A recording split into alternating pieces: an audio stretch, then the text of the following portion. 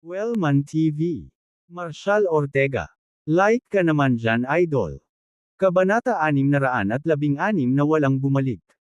Natahimik ang lalaki sa karamihan matapos umalangaw sa hangin ang kanyang mga salita. Lumipat ang tingin niya kay Marshall, na nakasuot ng military camouflage training attire, pagkatapos ay sa ilang lalaking nakatayo sa likuran niya, isa sa kanila ang may hawak na urn. Isang mabigat, halos mapang-ipong presensya ng militar ang lumabas mula sa kanila. Ngunit ang mas ikinagulat niya ay ang larawan sa urn ito ay si Santiago Howell, ang anak ni Crispin. Sino ka? Mga sundalo ba kayo sa malapit na base? Nauutol na sabi ng lalaki na halatang nagulat. Kami ay mga kasama ni Santiago, seryosong sagot ni Ernest. Iuuwi na namin ang mga labi ni Santiago. Walang pag-aalinlangan, ang lalaki ay sumigaw sa karamihan ng tao, gumawa ng paraan. Gumawa ng paraan.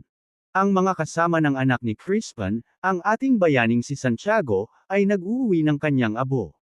Silang lahat ay kanyang mga kasama. Sa kanyang malakas na proklamasyon, mabilis na tumabi ang mga taga-nayon, nag-alis ng landas. Samantala, si Crispin at ang kanyang asawa, si Sky Howell, na nakikiusap pa rin sa Draven Group na itigil ang demolisyon ng kanilang bahay, ay nanigas. Nakatitig sila, natulala, sa urn na nasa mga kamay ni Ernest, ang litrato ng kanilang anak na nakatitig pabalik sa kanila. Agad na bumagsak si Sky sa lupa. Si Freya at Talia ay sumugod sa kanyang tabi, tinulungan siya sa malapit na upuan. Si Crispin, na lumampas sa mga tulisang Draven Group, ay natisod patungo kay Ernest. Napaluhod, niyakap niya ng mahigpit ang urn ng anak, tumulo ang luha sa kanyang mukha. Santiago, sa wakas nakauwi ka na. Hindi mo na muling matitikman ang nilagang ginawa ng nanay mo para sa iyo sa bahay namin. Ang mga halimaw na ito ay sumisira sa ating buhay. Santiago, I'm so sorry. Hindi kita nabigyan ng mapayapang lugar para makapagpahinga. Sinisira nila ang bahay natin. Santiago, naliligaw na ako. Hindi ko na alam kung ano ang nangyayari. Nasusuka na tayo. Nakaka-suffocate lang. Kinuha nila ang iyong kapatid na babae, at ngayon ay ninakaw nila ang aming tahanan. Pakiramdam ko ay wala akong kapangyarihan. Ako ay walang halaga na hindi maprotektahan ang aming pamilya, hindi kita maprotektahan o ang iyong kapatid na babae o ang iyong ina. Dapat na lang akong mamatay. Ang kanyang desperadong hikbi ay umalingaw sa karamihan, na nagpaiyak sa lahat ng tao sa paligid niya. Ang kanyang mga iyak ay isang hilaw, galit na protesta laban sa mga kawalang katarungan na kanyang hinarap, ang desperadong sigaw ng isang ama laban sa Draven Group, na gamutay sa kanyang mundo. Ano ang magagawa ng isang tapat na tao, na walang kapangyarihan sa harap ng gayong kalupitan, ngunit sumigaw, nagsusumamo, at nagmamakaawa? Ang mga sundalong nagdala ng labi ni Santiago ay naikuyom ang kanilang mga kamao, ang kanilang mga mukha ay nagliliyab sa galit. Nais nilang may magbigay sa kanila ng espada para saktan ang kasamaan sa mundong ito, o isang uri ng sandata para lipulin ang mga halimaw at demonyo. Wala silang ibang hinangad kundi ang buwagin ang mga kontrabida na pumutok sa mundong ito. Santiago, sasamahan kita sa pag-alis sa impyernong ito. Hindi ko na kaya ang buhay na ito. Hinawakan ni Crispin ang urn sa kanyang dibdib, malayang pamatak ang mga luha, isang lalaking nabasag ng habang buhay na paghihirap. Naputol ang kanyang huling onsa ng pag-asa. Walang paraan pabalik. Hayaan mo na. Kamatayan, sa puntong ito, ang tanging pagtakas niya. Wala nang kahulugan ng mundo sa paligid niya. Sa pangwakas na kawalan ng pag-asa, ibinagsak ni Crispin ang sarili sa bulldozer na nakaharang sa tarangkahan. Ito ay gawa ng isang nasirang tao, isang ama na nawala sa kalungkutan, isang sigaw ng purong dalamhati. Agad namang nag-react si Marshall, sumugod at sinalo si Crispin bago pa siya matamba. Sir, bitawan mo na ako. Gusto kong isama ang anak ko sa mundong ito. Sapat na ang buhay ko. Naging mahirap ako sa buong buhay ko. Nagtrabaho ako ng husto para lang makuha ang lumang bahay na ito, at ngayon gusto ng mga hayop na ito na kunin ito sa akin. Wala na ang anak ko, kinuha na ni Draven ang anak ko. Itong gumuho na bahay, nakakaunti na lang ang natitira sa akin, at kahit na iyon, gusto nilang kunin sa akin. Wala man lang kaming mahanap na lugar para lalagyan ng abo ng anak ko. Anong klaseng mundo ang mayroon sa mga katulad namin? Wala akong silbi, kaawa-awa ako, sinasakal ang mga taong tulad ko na hindi dapat isinilang. Sir, please let me go. I don't want to drag you into this fight. This be asterisk start till the end. Hinigpitan ni Marshall ang pagkakahawak sa braso ni Crispin, mahinahon at hindi natitinag ang boses nito, Mr. Crispin, I'm Santiago comrade. A comrade's family is my family. This is my anim et now. Anyone who dares touch my family will pay. His words struck like a thunderclap, immediately silent the crowd. Nanginginig si Crispin habang nakatitig kay Marshall, naghahalo ang pagkalito at sakit sa kanyang mga tingin. Dahan-dahan niyang inayos ang sarili niya. Sir, huwag po kayong gagawa ng walang ingat. Ayokong kalagkarin kayo pababa sa amin. Ang mga taong ito ay malalim na nakabaon. Hindi tayo makakalaban nun. May career ka sa military. Huwag mong sirain ang kinabukasan mo. Isang matamis na ngiti ang ibinigay ni Marshall. Kung ang pakikipaglaban sa kasamaan ay nangangahulugan ng pagkasira ng aking kinabukasan, kung gayon, hayaan itong masira. Si Gavin, na nakasunod na malapit sa likuran, ay tumingin kay Marshall ng may paghanga, ang kanyang dibdib ay sumikip sa paggalang. Ang lakas kaya. Hinahangaan ko ang lalaking ito. Lumingon si Marshall sa iba. Mga kasama, magtipon kayo sa harap ng bahay ni Santiago. Ang sinumang maglakas loob na magbanta sa ating pamilya ay magsisisi. Kung hindi kayang protektahan ng isang sundalo ang kanyang pamilya, ano pa ang silbi ng paghawak ng sandata o pagkain ng rasyon? Ang pagprotekta sa tahanan at bansa ay sagradong tungkulin ng isang sundalo. Oo naman sir. Agad na pamwesto sina Gavin, Ernest, Bill, Mark, at ang iba pa sa harap ng bahay ni Santiago, nakatayong matangkad at desidido. Mabuti. Sumigaw ang isang tinig sa karamihan, at ang mga taga-nayon, na naantig ng determinasyon ng mga sundalo, ay nagsimulang pumalakpak. Si Marshall, na nakahawak pa rin kay Crispin, ay maingat na inilagay ang urn sa isang mesa sa gitna ng bakuran. Si Talia at ang iba pa ay mabilis na naglagay ng mga bulaklak na wreath at naglagay ng puting satin sa lugar. Isang simple, marangal na bulwagan ng alaala para kay Santiago ang nabuo sa harap ng kanilang mga mata. Tumulong ang mga taga-nayon, na ginawa itong mas solemna. Samantala, ang mga tulisang Draven Group kasama ang kanilang mga maiikling club ay nakatayo sa tabi ng bulldozer, hindi sigurado kung ano ang gagawin. Ang pinuno, isang lalaking may blonde na buhok, ay agad na inilabas ang kanyang telepono at nag-dial ng isang numero. Pagkalipas ng 5 minuto, dumating si Sher Jensen, ang pangalawang in-command ng Draven Group, kasama ang isang convoy ng Land Rovers. Nagmamadaling umakyat ang lalaking blonde ang buhok, bahagyang yumuko. Mr. Sher, naglagay ang mga sundalo ng memorial para sa anak ni Crispin sa bakuran. Ano ang dapat nating gawin? Pinaikit ni Sher ang kanyang mga mata, iniskan ang eksena. Ilan sila? Anong rank nila? Nag-isip sandali si Oswin Jensen. Mga 1-2. Hindi sila dumating sakay ng mga sasakyan, at wala akong makitang mga ranggo ng militar. Hindi ako sigurado kung sino sila. Pinag-isipan ito ni Sher. Walang ranggo, walang sasakyan. Retiradong sundalo kaya sila. Kung sila ay mga retiradong sundalo, ito ay dapat na madali. Kahit na sila ay nasa aktibong tungkulin, hindi sila mangangahas na kunin kami. Narinig ko na ang disiplina ng militar ay medyo mahigpit. We're upstanding citizens. Pag tinawid nila tayo, ikulong sila. Hahaha. Oswin, sabihin mo sa kanila na mayroon silang 10 minuto para malinisan, o 3 ay bulldoze ang buong lugar. Kabanata 617 Hindi maikakailang magnetic. Ang mga tao ng Howlstead ay hindi sigurado, nahuli sa isang dilema, hindi sigurado kung ano ang gagawin. Gayunpaman, nang matapos ni Marshall at ng iba pa ang pag-alaala para kay Santiago, ang unang humakbang ay ang mga veterano ng nayon ang mga naglingkod sa militar. Unti-unting sumama sa kanila ang iba, maingat na lumapit sa maliit na patio kung saan ang nahulog na sundalo. Nakatayo ang memorial. Sa larawan ng kanilang anak, nakatayo sina Crispin at Sky, nangingilid ang mga luha sa kanilang mga mata. Halos hindi sila makapaniwala na nakatayo sila rito, sa wakas ay naihimlay ang kanilang anak.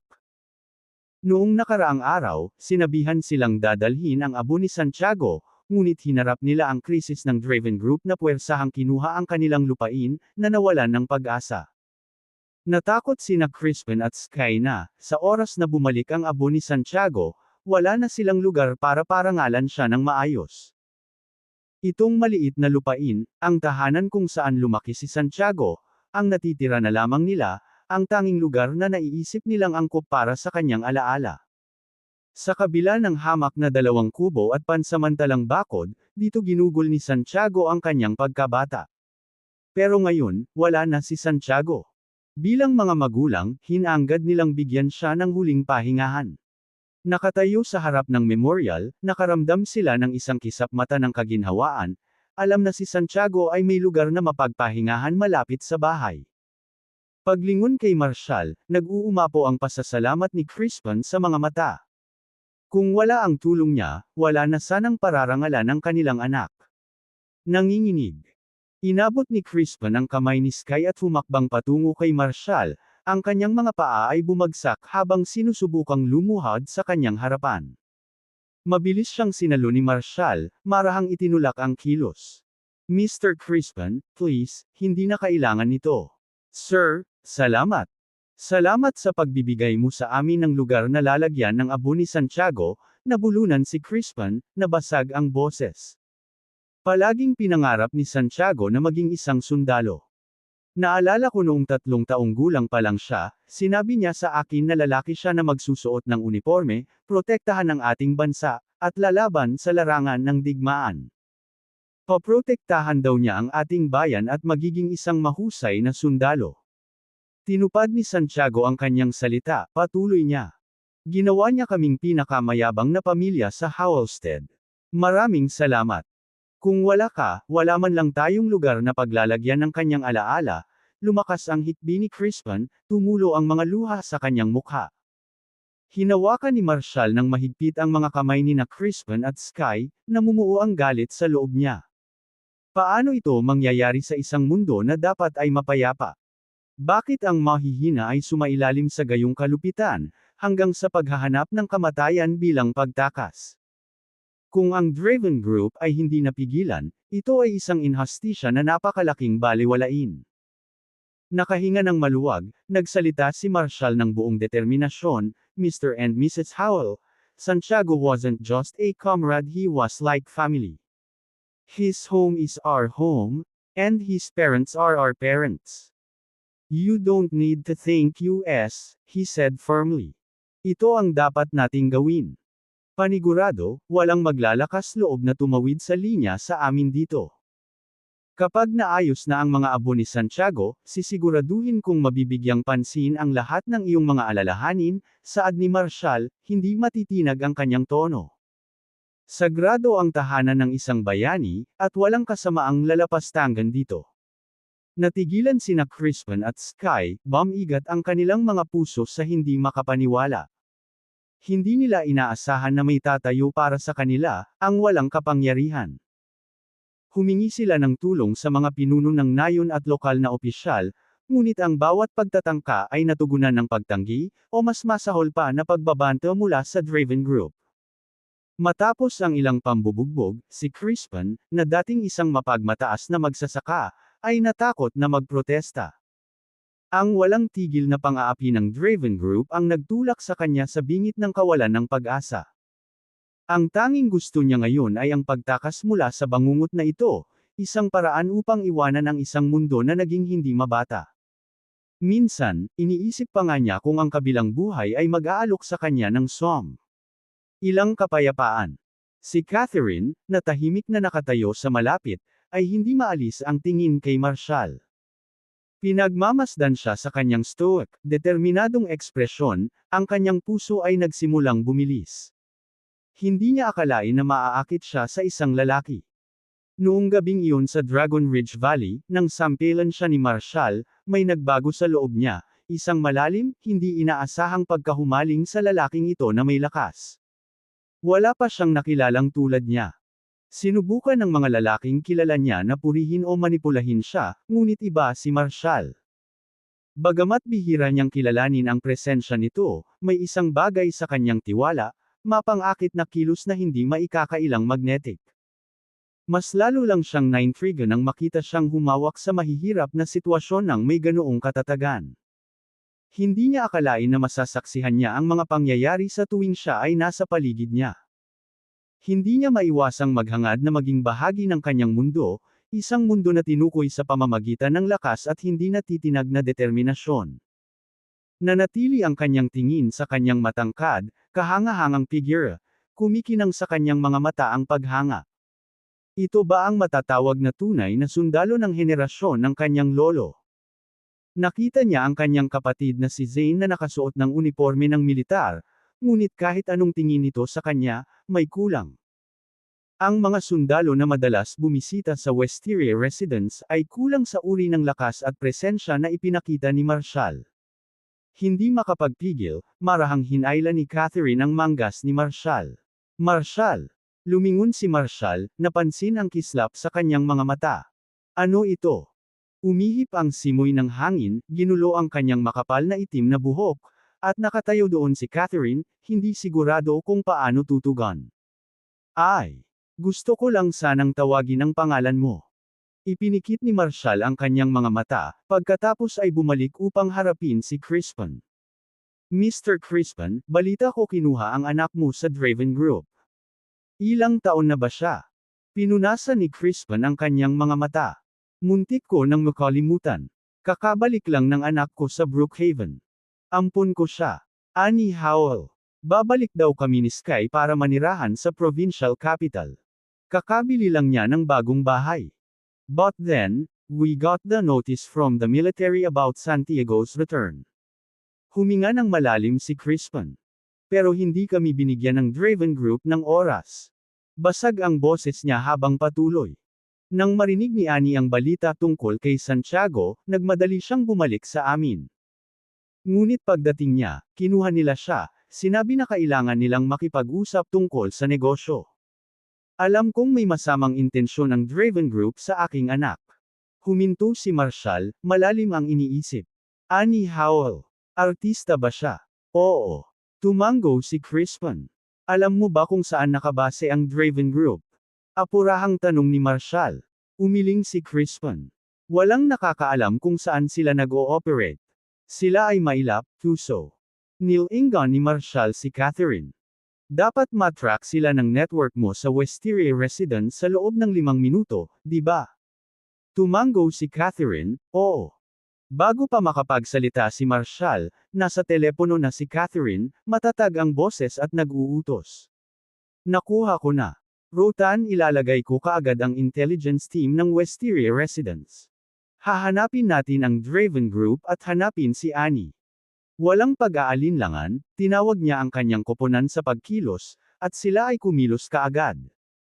Sa pagkakataong iyon, dumating si Oswin, tinulak si Crispin. Umalis ka dito sa loob ng 10 minuto. Ang pag-set up ng memorial dito ay malas. Kabanata 618 ipakita ang ilang paggalang kay Santiago. Ang maliit na patio ng sambahayan ni Howell ay tahimik. Si Oswin, ang pinagkakatiwalaang kanang kamay ni Cher, ang pangalawang in-command ng Draven Group, ay malamig at mahinahon. Sa paglipas ng mga taon, nakagawa siya ng maraming malilim at karumal-dumal na gawain para kay Cher. Siya ay hindi estranghero sa pagkawasak walang awa na pagwasak ng mga gusali, paggamit ng karahasan upang puwersahang mangolekta ng mga utang, humihingi ng mga bayarin sa proteksyon mula sa mga naghihirap na negosyo, at maging ng mga organo ng trafficking mula sa mga inosenteng tao. Ginamit niya ang lahat ng paraan na kinakailangan upang pahirapan ang iba, madalas na minamanipula ang mga bata upang mamalamote sa mga lansangan. Sa madaling salita, nagawa na ni Oswin ang lahat. Ang kanyang listahan ng mga krimen ay mahaba, kaya siya ay isa sa pinakasikat na mga tao sa rehiyon. Nireranggo niya ang pangatlo sa listahan ng Draconia Police ng Most Wanted Criminal Masterminds. Ang ilang mga taga-Nayo na dumating upang magbigay ng kanilang paggalang kay Santiago ay nagsimulang dahan-daang umatras. Takot na takot sila, kitang-kita ang kanilang takot sa bawat hakbang. Si Oswin at ang kanyang mga kasama ay gumawa ng isang reputasyon bilang mga mamamatay tao, na may kakayahang pumatay ng sinuman sa kanilang landas nang walang pag-aalinlangan. Gayunpaman, sa kabila ng kanilang nakaraan na may bahid ng dugo, palaging nakakalusot si Oswin sa mga bitik. Paulit-ulit, nahaharap siya sa mga akusasyon para sa karahasan at pagpatay, ngunit sa bawat pagkakataon, lumakad siya ng malaya na nagsasabing ito ay pagtatanggol sa sarili, o ilang panloob na pagtatalo, o kahit na sinisisi ang kanyang mental na estado para sa kanyang mga aksyon. Sino ang makakalaban sa gayong halimaw? Hindi lang ang kanyang kalupitan ang nagpasindak kay Oswin, ito ay ang napakalawak na kapangyarihang hawak ng Draven Group. Umikot ang mga alingaw-ngaw tungkol kay Draven mismo, ang mailap na pinuno ng grupo. Hindi lamang siya malalim na konektado sa mga maimpluwensyang tao, ngunit sinabi na siya ay lihim na nag-imbak ng mga armas at may kaugnayan sa mapanganib na organisasyon ng Dark Lords. Ang madilim na pakikitungo ng Draven Group ay higit pa sa anumang naiintindihan ng karamihan. Putol ni Oswin, may kamandag ang boses habang nakaturo sa mga taga-Nayo na nagtatagal pa rin, umalis kayo rito, ngayon na. Kung hindi kayo aalis, sisiguraduhin kong patay ang bawat isa sa inyo. Sa takot, ang mga taga-Nayon ay nagkalat sa lahat ng direksyon, desperado na makatakas. Itapon mo ang basurang ito, Crispin. Tumahol si Oswin, itinuro ang urn ni Santiago. Kung ayaw mo, ako mismo ang masisira. Matibay na tumayo si Crispin, pinuprotektahan ang urn gamit ang sarili niyang katawan habang itinaas ng dalawang enforcer mula sa Draven Group ang kanilang mga bakal. Sige, basagin mo na, hamon ni Crispin. Pero kailangan mo muna akong patayin. Napangisi si Oswin, isang madilim na tawa ang kumawala sa kanyang mga labi. Fine, then. I'll break it anyway. Nang ihampas ng mga enforcer ang kanilang mga pamalo, isang malamig na boses ang sumabad, tumigil ka. Sino ang nagbigay sa iyo ng pahintulot na gawin ang gusto mo? Tumangala si Oswin kay Marshall, nanunuya. Permission. Sa lugar na ito, ako ang batas. Walang hinihingi na approval ang Draven Group, ha? Ang kanyang mga salita ay sinalubong ng mapanuksong tawa ng mga enforcer. Ang tanga mo, sabi ng isa sa kanila, umalas ka na lang, baka magsisisi ka. Si Marshall, walang kibo, casual na pinunasan ang kanyang mga kamay ng basang tela, pagkatapos ay ngumisi. Walang bagay sa mundong ito ang hindi ko makontrol. Nilinggan niya si Oswin at may mapang utos na tono na sinabi. Magpakita ng kaunting paggalang kay Santiago. Nang walang babala. Natagpuan ni Oswin ang kanyang sarili na nakayuko sa harap ng urn, nakasandal ang kanyang noo sa malamig at matigas na lupa. Nakasubsob ang mukha niya sa lupa kaya nahihirapan siyang huminga. Kahit na ang kanyang mukha ay nasimot at umaagos ang dugo, hindi siya bumangon, patuloy na nagpapasakop. Ang kanyang mga pag-iyak ay puno ng sakit, at bagamat walang ganap na nakauunawa sa kanyang magulo na mga salita, malinaw sa boses ang dalamhati. Ang tanawin ay katakataka, at ang paghihirap ay ramdam. Napakatindi ng kanyang pagsusumit na maging ang mga enforcer ay tumahimik, lubos na naguguluhan sa kanyang mga aksyon. Halos hinahalikan niya ang lupa. Nakatingin ang ilan sa mga enforcer sa nakatuwang katahimikan, nadala sa hindi inaasahang pagpapakita ng sinseridad. Ano sa mundo ang nangyayari? Bakit naging emosyonal si Oswin? Isa-isang sinundan ng mga enforcer ang kanyang mga yapak at yumuko patungo sa urn ng Santiago. Ang mga taga-Nayo na nanunood mula sa labas ay nakatayong natigilan, walang imik. Ano ang nangyayari? Bigla na lang nakonsensya ang mga lalaking ito. Natisod sa lupa sina Crispin at Sky, gulat na magsalita. Hindi maitago ni even Catherine ang pagkagulat sa eksenang lumaganap sa harapan niya. Malinaw na may kinalaman si Marshall sa kakaibang pangyayaring ito. Ang kanyang pamamaraan, mapaglaro ngunit mahiwaga, ay tila halos mahiwaga. Ngunit ito ay higit pa riyan, ito ay isang pamamaraan, isang maingat na kinokontrol na puwersa na gumagamit ng tunog at mga pressure point upang yumuko sa kalooban ni Oswin. Casual na itinapon ni Marshall ang basang tela at nilapitan ang naghuhumindig na si Oswin. With a swift motion, ipinatong niya ang paa niya sa kamay niya. Agad na itinigil ni Oswin ang kanyang desperadong aksyon, nanlalaki ang mga mata sa gulat. Starved ka. Anong ginawa mo sa akin? Sigaw niya, pilit na bumangon, para lang bumagsak. Tumawa si Marshall, cursing me now, are you? Do you realize how dangerous that is? Hilaw sa sakit ang sigaw ni Oswin nang dinurog ng bota ni Marshall ang kanyang kamay, na naging duguan sa laman. How dare you touch me, you filthy soldier? Babayaran ka ni Draven. Sigaw niya, nanginginig ang boses niya kay Turi.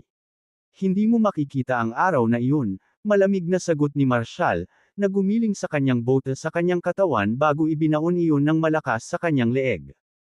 Sa isang nakakasukang bitek, namilipit ang leeg ni Oswin, nanlaki ang mga mata sa gulat nang maubos ang buhay sa kanya. Ikaw ay walang iba kundi isang langgam, madaling madurog.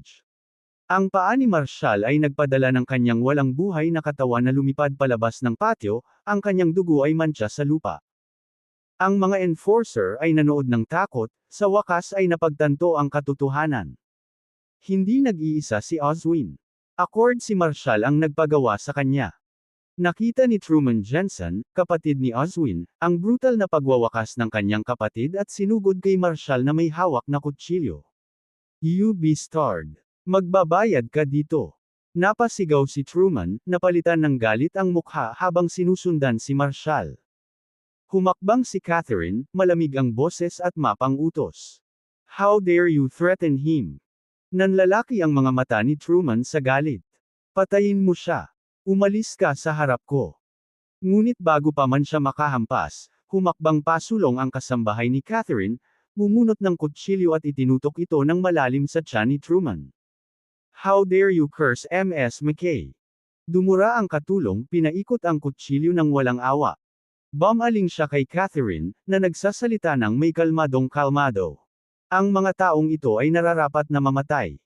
Tumango ang dalaga at mabilis na inalis ang kutsilyo, nilaslas ito sa lalamunan ni Truman. Si Truman, humihingal habang umaagos ang dugo mula sa kanyang mga sugat, ay hindi makapaniwalang tumingin kay Catherine at sa dalaga. Sinubukan niyang itaas ang kanyang kutsilyo, ngunit nabigo ang kanyang lakas. Sa isang malakas na kalabog, bumagsak ang kanyang katawan sa lupa, wala ng buhay. Lumingon si Catherine kay Marshall, na nagtatanong sa mahinang boses, tama ba ang ginawa ko? Tumango si Marshall, seryoso ang ekspresyon. Nakuha nila ang nararapat sa kanila. Matingkad na ngumiti si Catherine, sinipa ang walang buhay na anyo ni Truman, na nagpabagsak sa mga enforcer. Ilabas mo ang basurang ito, malamig na utos niya. Ang mga enforcer, na nakasaksi sa pagkamatay ni na Oswin at Truman, ay hindi nag-aksaya ng oras sa paghatak ng katawan ni Truman palayo, na tumakas sa eksena ng mabilis hanggat maaari. Sa loob ng maraming taon, palaging Draven Group ang gumagawa ng pagpatay, ngunit walang sino man ang nang-ahas na gumanti. Ngayon, ang mga taga-baryo sa labas ay kinilabutan. Alam ng lahat na mapahamak ang pamilya ni Crispin. Ang sinumang maglakas loob na pumatay sa isang miyembro ng Draven Group ay hindi makakaligtas upang sabihin ang kwento. Malapit nang mapuksa ang mga howl. Crispin at Sky, paralisado sa takot. Anong gagawin natin ngayon? Nauutol nilang sabi. Mga kasama, Miss, pinatay mo ang kanilang mga tauhan. Wala kaming nais na bahagi dito. Umalis ka na, dali. Kabanata 619 na I'm running them over with tanks. Nakangiti si Catherine, walang bakas ng takot sa mukha. Palibhasa'y lumaki na napapaligiran ng mga brutal na katotohanan ng mga labanan ng kanyang lolo at ama, nasaksihan niya ang pagdanak ng dugo na kaakibat ng digmaan. Sa mga marahas na araw na ito nadama niya ang pinakabuhay. Sa loob ng maraming taon, lihim niyang sinundan ang mga yapak ng kanyang ama, na naghuhukay sa massacre sa Draconius Dragon Manor. Siya ay pinabagsak ang hindi mabilang na napakahusay na mandirigma sa daan. Oswin at ang kanyang kaawa-awang Draven Group. Wala siyang takot sa kanila. Bilang panganay na anak ng Westeria residents at isang tago na ahente para sa intelligence network nito, mas tumaas ang kanyang kumpiyansa. Ang pag-alis sa mga Draven Group na ito ay larong pambata. Nang makita ang nag-aalalang mukha ng mga Howl, nanunuya si Catherine. Ano ang malaking bagay tungkol sa pagpatay sa mga sa Asterisk M na ito? Sila ay walang iba kundi isang grupo ng mga hayop, mga kriminal na karapat-dapat na mapuksa sa balat ng lupa. Ano ang problema sa pagtanggal sa kanila? Ang mga Howl ay natakot. Ang mundong binanggit ni Catherine ay napakalayo sa kanilang pangunawa, ni hindi nila ito maintindihan. Sa labas, sa kanyang Land Rover, nag-e-enjoy si Cher kasama ang isang nakunang estudyante sa kolehiyo. Ang isa sa mga tauhan ni Oswin ay sumugod sa kotse at kumatok sa bintana. Mr. Cher, pinatay sina Oswin at Truman. Si Cher, sa kalagitnaan ng kanyang pagpapakasaya, ay agad na nagdilim ang kanyang kalooban. Mabilis siyang bumaba ng sasakyan at inayos ang pantalon. Di asterisk man it. Nang hihingi ng gulo si Crispin. Pinatay nila ang lalaki ko si Sirico ang buong pamilya niya. Nagmamadaling nagbihis ang babae sa kolehiyo at nagmamadaling lumabas ng sasakyan. Mr. Cher, paano ang bayad ko? Kailangan ito ng nanay ko para sa kanyang operasyon. Sinampal siya ni Cher sa mukha, galit na galit. Sa tingin mo, sasayangin ko ang oras ko sayo at babayaran pa kita. Magwala ka. Ang batang babae, na lumuluhang nagsusumamo, ay nagsabi, Mr. Cher, my mom's in the hospital. Sinabi ng doktor na hindi nila gagawin ang operasyon maliban kung magbabayad tayo ng deposito. Hinawakan siya ni Cher sa buhok, hinayla siya palapit. You bitch. Magkano ang kailangan ng nanay mo para sa kanyang operasyon? Nanginginig siya, nauuto. Ang sabi ng doktor ay 50,000 ang operasyon. Mayroon ding espesyal na gamot na nagkakahalaga ng 100,000 sa isang linggo. Kailangan ko ng kabuuang 400,000 para mailigtas siya. Kabanata 619 na I'm running them over with tanks. Ngumisi si Cher. Di asterisk man, sigurado ka bang pinadala mo ang mama mo sa ospital? Mas malala pa ang lugar na iyon kaysa sa Draven Group natin. 100,000 sa isang linggo para sa meds. Magnanakaw lang sila ng bangko. Sabi mo kailangan mo ng 400,000 hectares. Fine, ibibigay ko sa'yo yan. Pagtapos natin dito, salaitan ko ang mga tauhan ko, maghahadjust pa ako ng 500,000 R. Tinabi niya ang dalaga. Sige, mga kapatid. Dalhin mo lahat ng 30 bulldozer. Patagin mo ang bahay ni Crispin. Kung hindi sila lalabas, dudurugin natin ang lahat. Ang sinumang maglakas loob na hamunin ang Draven Group ay malalaman kung ano ang mangyayari kapag ginulo nila tayo. Pagkatapos nito, sayo na ang babaeng ito. Hahaha. Ilang sandali pa, ang dagandong ng 30 bulldozer ay pumuno sa hangin habang sila ay umaandar patungo sa tirahan ng Howl. Si Mark, na nasa labas, ay agad na nagsumbong kay Marshall. Si Instructor Ortega, Draven Group ay nagdadala ng 30 bulldozers para sirain ang bahay. Lumabas si Marshall, ang kanyang tingin ay nakatutok sa mga makinang patungo sa kanila. Si Cher, na baluktot ang mukha sa galit, ay itinuro ang mga bulldozer patungo sa ari-arian ni Crispin. Ang mga kalapit na taga-nayon ay umiling sa hindi makapaniwala, na nagbubulungan sa kanilang mga sarili. Hindi biro ang Draven Group. Si Crispin at ang mga kaibigang sundalo ni Santiago ay malamang kasing patay na. Ilang araw lang ang nakalipas, 2 pamilya sa nayon ang tumangging umalis sa kanilang mga tahanan, at sinagasaan sila ng Draven Group gamit ang mga bulldozer. Lahat ng 13 sa kanila ay nadurog sa mismong lugar. Walang magagawa ang mga sundalong iyon laban sa mga gang na ito. At saka, nakatali pa rin sila sa disiplina. Paano kaya nila kayang panindigan itong mga walang awa na kriminal na namamahala sa underground world?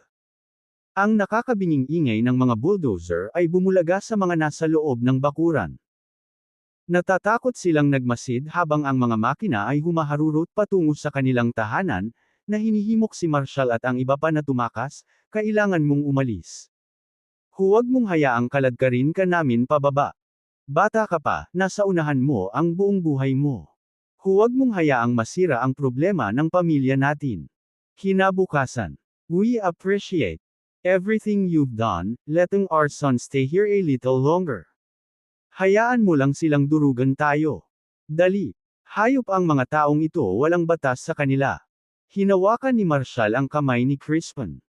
Kung hindi natin kayang protektahan ang sarili nating pamilya, anong klaseng sundalo tayo?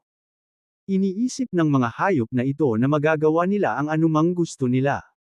Ngayon, ipapakita ko sa kanila kung ano talaga ang hitsura ng kawalan ng batas. Humakbang si Ernest. Instructor Ortega, ibababa ko na si Cher.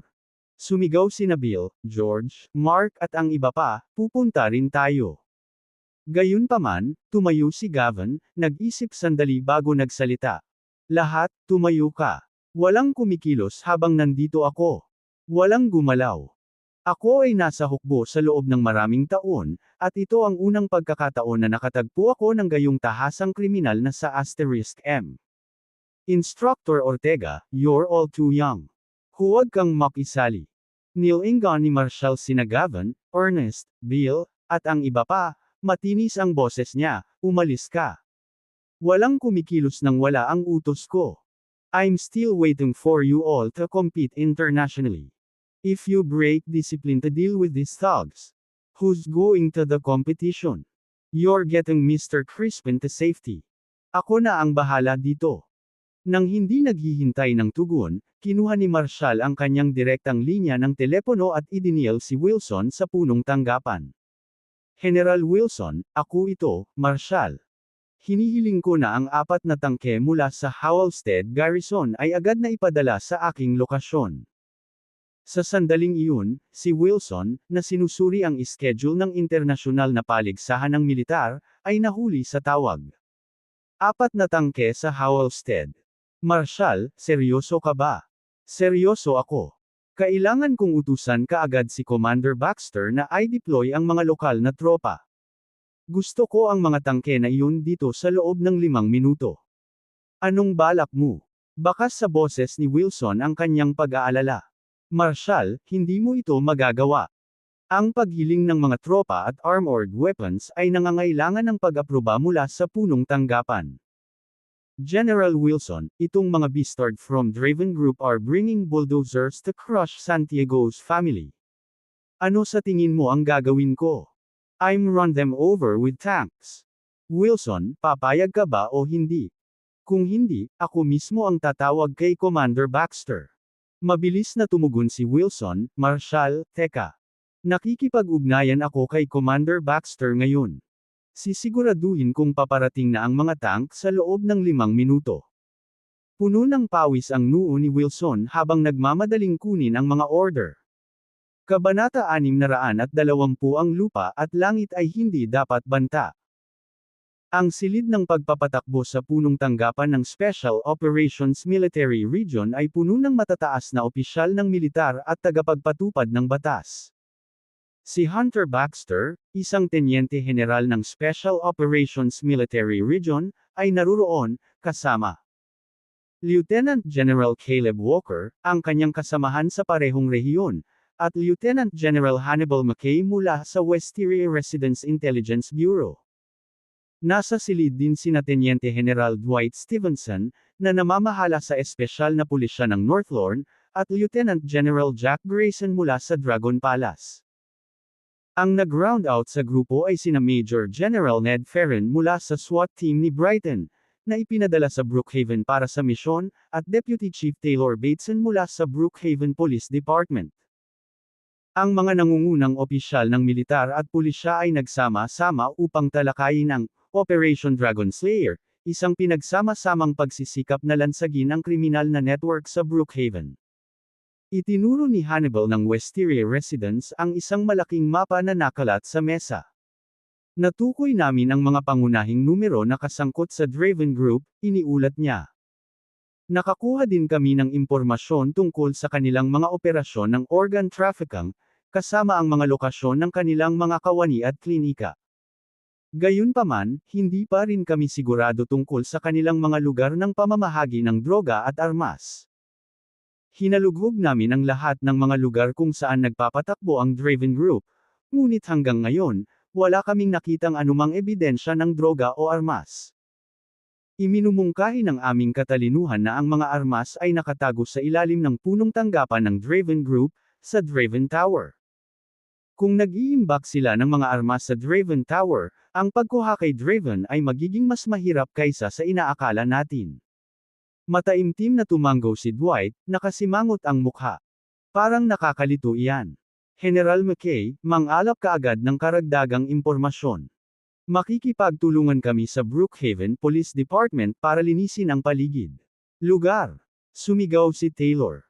Ang Draven Tower ay nasa isang mataong commercial area na napapalibutan ng mga gusali ng opisina. Ito ay bahagi ng lungsod na maraming tao. Kung kinumpirma namin na ang mga armas ay nakaimbak sa basement, kakailanganin naming ipatupad ang isang pansamantalang paglock ng ARCA. Commander Baxter, mangyaring maglabas ng pampublikong pahayag na nagsasabing ang Special Operations Military Region ay nagsasagawa ng isang kagyat na operasyong militar. Haharanggan natin ang pag-access sa lugar, mapapasok lamang sila, ngunit walang makakalabas. Hindi natin maaaring ipaalam kay Draven ang ating mga plano, kaya dapat manatiling confidential ang lahat. May impluwensya si Draven sa ilang departamento, na nangangahulugang mahirap tiyakin na walang mga tagas, kahit na sa loob ng sarili kong presinto. Iyon ang dahilan kung bakit inirerekomenda ko ang pagkakaroon ng espesyal na pulisya ni General Ferren na pangasiwaan ang paglock ng Draven Tower. Sa ganitong paraan, binabawasan natin ang mga pagkakataon ng pagtagas ng impormasyon. Sa sandaling iyon, pumasok ang isang nagmamadaling major mula sa punong tanggapan, na mabilis na pumunta kay Hunter. Si Commander Baxter, si Major General Wilson ay humihiling na makipag-usap sa iyo. Sinabi niya na mayroon siyang kritikal na usapin sa militar na pag-uusapan. Papasukin mo siya. Tumahol si Hunter. Mabilis na pumasok si Wilson, pagkatapos ay nagulat ng walang pagkaantala.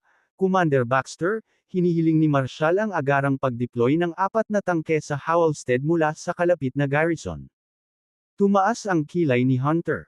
Gusto ni Marshall ng mga tank. Ano ang pinaplano niya?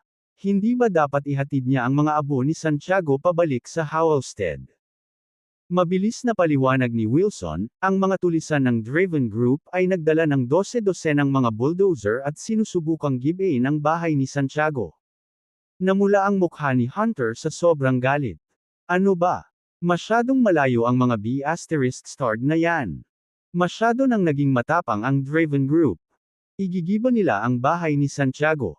Hindi ako papayag. Pinatong niya ang kamao niya sa mesa. Ang ating mga sundalo ay dumudugo sa mga linya sa harapan, at ang mga kriminal na ito ay nag-iisip na maaari silang makatakas sa anumang bagay. Si General Ortega at ang kanyang koponan ay nasa labas, at gumagamit sila ng mga bulldozer upang gibain ang isang gusali. Ito ay isang tahasang hamon sa ating militar. Ito ay hindi katanggap-tanggap. Sigaw niya. Dapat tayong tumugon ng may matinding puwersa. Walang puwang para sa awa. Aalisin natin ang sinumang maglalakas loob na sumalungat sa atin.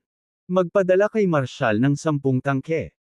Hayaan siyang gumamit ng anumang puwersang kailangan para harapin ang mga sa *M na ito. At hindi lang iyon. Magpapadala rin kami ng 2 armadong helicopter at 2 batalyon ng seguridad. Pupunta ako sa Howlstead, personal na suportahan si General Ortega. Iniinsulto ng mga kriminal na ito ang ating mga nahulog na bayani. Babayaran natin sila. Ilabas ngayon. Ang mga mata ni Wilson ay tumigas sa katatagan. Naiintindihan. 10 tangke, 2 helicopter, 2 batalyon ng seguridad nagpapakilos sa Howlstead sa loob ng 5 minuto. Sa isang malakas na dagandong ng mga makina, ang mga tangke ay dumagundong patungo sa Howlstead. Si Hunter, na nagngangalit sa galit, ay pumirma sa mga order ng pag-deploy. Draven Group has crossed the line. Ire-report ko ito sa higher-ups at sasali ako sa Dragon Slayer mission. Tumayo si Hannibal, hinampas ang kamao sa mesa. Man it. Akala ba nila makakapag-amok sila? Commander Baxter, sasama ako sayo. Si Dwight, na nakatayo sa malapit, malungkot na idinagdag, ito ay lupain, ating bansa. Hindi namin hahayaang mawala ang mga kriminal na ito. General Ferran, iniutos ko sa iyo na ilunsad ang operasyon upang mapatay agad ang mga kriminal na ito. Magpadala ng 2 helicopter sa Howlstead. Sasama ako kay Commander Baxter upang suportahan si General Rainsy. Kung lumaban ang mga tulisan ng Draven Group, barilin sila sa paningin. Agad na bumangon si Ned, matigas ang kanyang ekspresyon. Oo, Ginoo. Ang misyon na lansagin ang kriminal na network ng Draven Group ay ganap na ngayon. Nagsimulang kumilos ang lahat ng sangay ng Special Operations Military Region. Samantala, si Major General Gresham Cobb mula sa Brookhaven Intelligence Bureau ng Wisteria Residence ay sumugod upang makipag-usap kay Hannibal. General McKay, hiniling ni MS Catherine ang lahat ng magagamit na data sa Draven Group. Kumunot ang noo ni Hannibal. Ano ang gusto niya sa data na iyon? She's with General Marshall from the Special Operations Military Region. Nabalitaan namin na nakikipag-clash sila sa mga thugs ng Draven Group, ulat ni Gresham. Tumango si Hannibal. Naiintindihan. Kunin mo agad sa kanya ang data na iyon. Si Zane, na tahimik na nagmamasid, ay nagsalita na may pag-aalala. Dad, may problema si Catherine kay Marshall nitong mga nakaraang araw. Nag-aalala ako na baka masira nito ang reputasyon ng Wisteria Residence. Tinapunan siya ni Hannibal ng matalim na tingin. Tama ang misyon na ito, Zane. Kung ang pagpapabagsak sa iilan sa mga tulisan ng Draven Group ay makakasira sa ating reputasyon, ano pa nga ba ang ginagawa natin sa mga unipormeng pangmilitar na ito? Nag-aalangan pa rin si Zane. Ngunit maaari itong mawalan ng kontrol. Spiral out of control. Nag-init ang ulo ni Hannibal. Anong kinalaman niyan? Kung mangyayari, sasagutin ko ang responsibilidad. I've heard about Catherine's recent actions. Kahit ang lolo mo ay pinuri siya. Ganito dapat ang ugali ng mga anak ng mga sundalo. Enough talk. Sumakay ka na sa kotse. Pupunta tayo sa Howlstead. Sa isang iglap, naganap ang sorpresang operasyon ng militar, na tumakbo patungo sa Howlstead at Draven Tower. Parehong nakatanggap ang Draconian Military at Special Police Department ng agarang utos para sa pag-deploy ng tropa, at tumugon sila ng walang pag-aalinlangan. Ang misyon na pakse ng kriminal na network ng Draven Group ay isinasagawa, at gagawin ng militar at pulisya ang lahat upang maprotektahan ang buhay at ari-arian ng mga mamamayan. 10 tangke, 6 na armadong helicopter, 5 sasakyang militar na may lula ng 2 batalyon na panseguridad, at 20 sasakyang pulis ay mabilis na ipinakalat sa Howlstead at Draven Tower. Kabanata 621 Isang direktang hamon.